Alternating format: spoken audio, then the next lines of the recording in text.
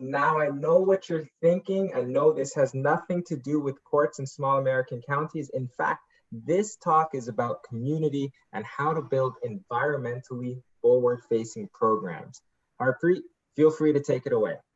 Thanks, Edwin, and thanks to CivicAction for having me. My presentation is a personal story that spans over 20 years and looks at the neighborhood I grew up in.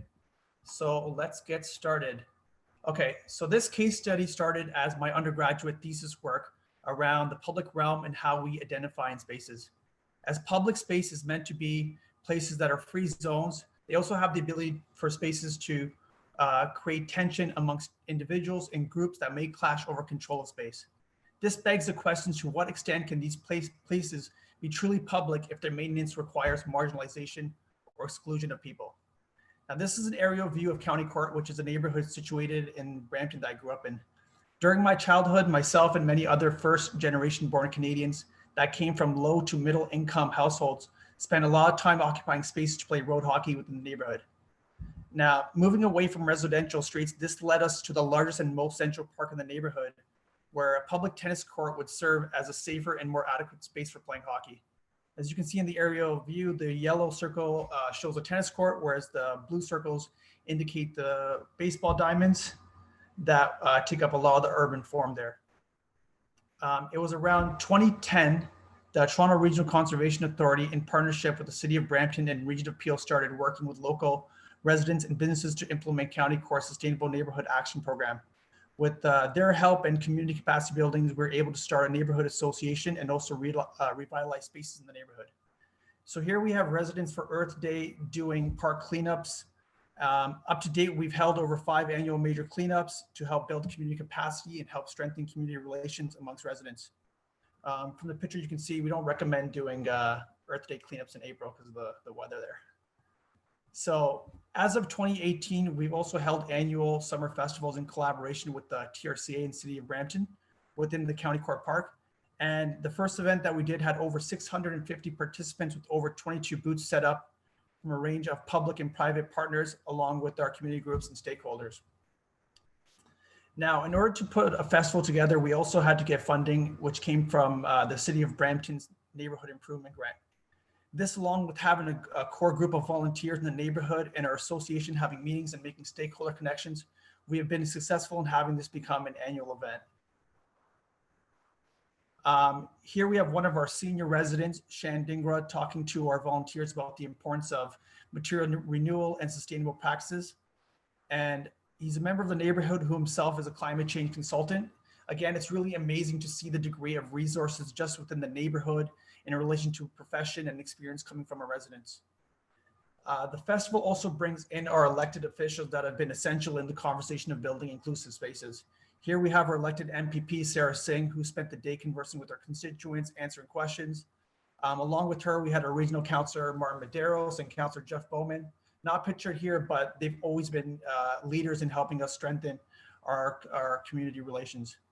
And when we also talk about inclusive environments, we think of safe spaces. And one of the most valuable aspects of the neighborhood festivals has been the response from residents making community connection and embracing new cultures and backgrounds and being able to interact in spaces that are close to home. Treating parks not as a space traditionally for individuals or small groups, but to gather in a bigger realm is very important. Now here's a picture of my nephews for some reason talking to police officers about crime prevention at the festival. Again, when we approach the concept of inclusive spaces, we have to be able to have hard conversations around topics that may be uncomfortable as well. Given our ability to bring residents into County Court, we're also successful in holding Moving Night Under the Star, a program that the City of Brampton puts on in select neighborhoods. We have had over 300 residents take part in this event, and given our participation in this, it's helped other communities as well. We've also been asked to help facilitate community building practices to support other communities that are looking to engage their neighborhood with similar associations. And outside of the park cleanups, festivals, and movies nights, with the help of the TRCA, we have participated in a variety of workshops related to revitalization, climate change, and emergency preparedness. From looking at the events of the ice storm of 2013 to how we're dealing with COVID-19, these workshops were important in understanding physical environments and how they help vulnerable communities. I think as we move forward, our ability to prepare for climate change and pandemics will be extremely important in strengthening inclusive cities. In 2019, County Court was selected in a Nurturing Neighborhoods workshop and a walk through the neighborhood alongside our Mayor Patrick Brown and councillors in support of 2040 vision of a living mosaic plan for the city. It focuses on building smart and sustainable environments with public input. Now, being involved in public consultation has also been an effective approach for keeping residents involved. Currently along the major arterial street of the neighborhood, the Metrolinx LRT project is being completed. We proposed a change in the naming conventions of one of the stops from Sir Lou to County Court. We felt that Sir Lou represented a small street segment, whereas we presented our neighborhood as a community with engaged residents. The name has since been changed to County Court, bringing a sense of pride to our neighborhood.